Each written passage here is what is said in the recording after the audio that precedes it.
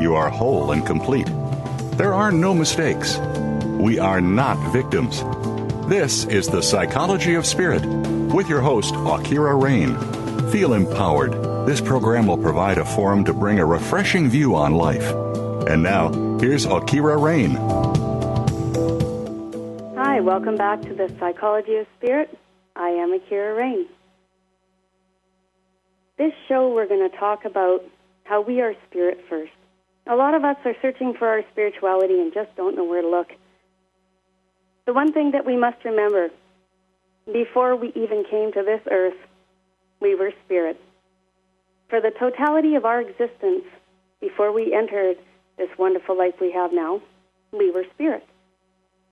We were all floating warmly amongst one another, bodies of energy with no boundaries, no emotions to keep us in check or to let us run wild, and no ego to put up a battle.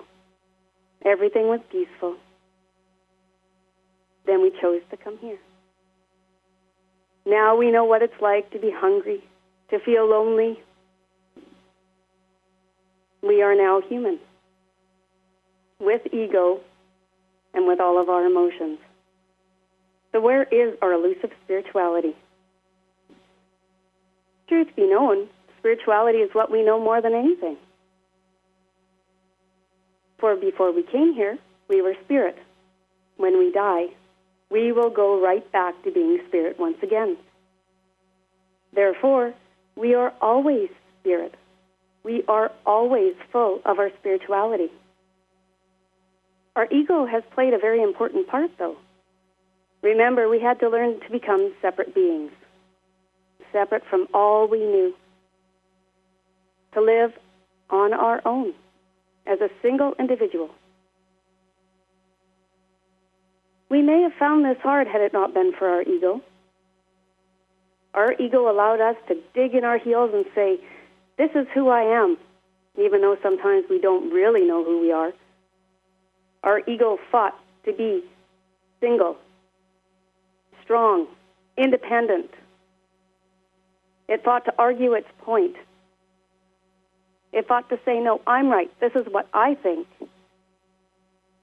And now, as we become adults, we find that every time we use our ego, we sound like a very angry 2-year-old or an extremely hormonal 15-year-old. And yet, that ego served the purpose to bring us where we are today. A lot of theories up until this point have told us to get rid of negative thought or ego thought. And the whole thing is the ego is a very important part of us. We don't want to get rid of our egos in order to make ourselves whole. That whole idea just seems kind of odd. Why would we cut something out to make ourselves more? It just doesn't seem possible. In a lot of ways, it just doesn't seem right. So what do we do with our ego then? Well, I can't stop it from thinking, and that's true. You can't stop the ego's thoughts. And yes, the ego's thoughts are always negative, always complaining, always creating drama, always making things seem so big and almost impossible. The solution lies in balance. It lies in accepting that your ego will always be there. It will always be the opposing force. But rather than see it as a positive and negative battling one another, see it like the flow of a battery. Remember, we're energy. Positive and negative is in a battery. It creates a flow. It doesn't have to be opposing or fighting against one another. So what does that mean? We all are aware of positive thoughts. And a lot of us say, oh, you know what, but I can't think positive every day. And you're right. Some days we are not going to be positive human beings. We're not going to be having a good day. But that's when it becomes a fake it till you make it situation. We can always think positive thoughts. These positive thoughts, I love you. I believe in you. I'm okay. I'm here for you. I'm not alone. They are meant to balance the ego's negativity. Not wipe out, but balance. For within that balance, those two thoughts can become a sound that is not overwhelming to your brain. It can become more like the humming of a fridge or the ticking of a clock. Yes, it does take practice to add in positive thought. For as long as you've been alive as human, you have worked to hone the skill of the ego. Now remember, you've only had the ego for this lifetime. For when you die, you go back to spirit. And before you came here, you were spirit first. So therefore, the ego has only been practiced for the amount of time you've been alive. Because you already understand positive thought and your connection to the universe, even though you may not remember it at this time, adding in positive thought will take practice. But the balancing won't take as long as it took to make the ego so skilled. So what that means is every day you start teaching yourself to add in positive thought. And yes, it is a constant thing. If you pay attention to your thoughts for one day, just make note. Don't do anything about it. Don't think that you have to correct it or anything like that. Remember, there's no mistakes here. There's no corrections that need to be made. We're simply looking at balance. Pay attention to what you're thinking one day. Look at how that you talk to yourself. Look at what you say to yourself in your mind. Most of us are really not supportive of us.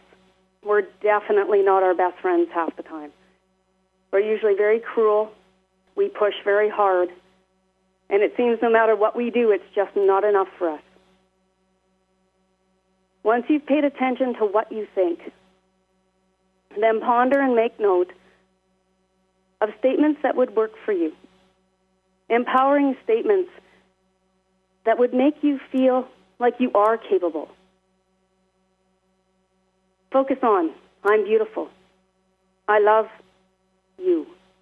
I accept you. I am so proud of you. Remember, you don't have to discuss what the ego is saying to you and what you're thinking. A lot of us say, well, that wasn't good enough. Say to yourself, I hear you. The one thing that we find is most of us don't listen to ourselves. And if you have a child, you know a 2-year-old who you're not listening to only gets louder and louder and louder and louder. That's our egos. As soon as you say, I hear you, it placates the ego. As soon as you do that, you get a lull of silence.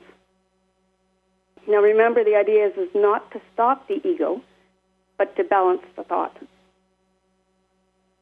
So as you're adding in these thoughts, and you get used to hearing that side of yourself speak as well. Being human, we can think so many thoughts at once, it's ridiculous. So trust me when I tell you, you can think both thoughts at once. For once we achieve this balance and we turn it into habit for us, once we are thinking both the positive thoughts and the ego's thoughts, we open ourselves up to understanding what the experience of life is that we're having. We open ourselves up to being the receivers of our own answers and being present in the experiences that we're having. We open ourselves up to seeing how spiritual we already are. We take the time to put ourselves in the driver's seat. We no longer view ourselves as victims. The ego will always see you as a victim. Always. The ego will always see you as not good enough. Always. It's a part of us that we needed to push ourselves into individuality. But trust me, this life, in all its experiences, is enough to navigate without us telling ourselves that we're wrong.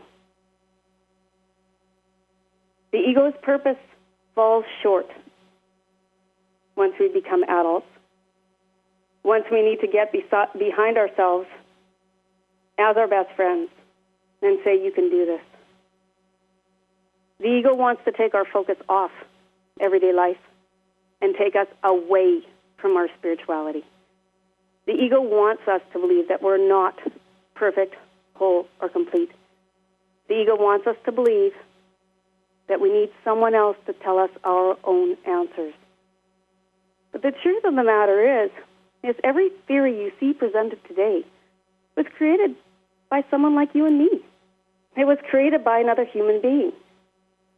That means we are all equal, in fact. Nobody is better. Nobody is worse. Yes, it's all relative. We are being the best we can be in that moment in time. The ego will also tell you that time's linear. It tells you that you're on a spiritual journey. You have to learn all these things to earn the right to become spirit again. What am I supposed to learn? Oh, you're supposed to learn how to heal yourself, how to become closer to God. You're supposed to learn that you can't do these bad things. Really? But when I die, I become spirit again, because that's what I already am. I am spirit first. But know within that, you do have to experience your life to the fullest that you can find. So is life then a linear experience? Are we defined by our past? Is it true that my spirituality will not be what I need it to be because of certain things I've done in my life? We come from an unconditionally loving source, a source that does not judge. I'm going to take a quick break, and I'll meet you back here in a moment.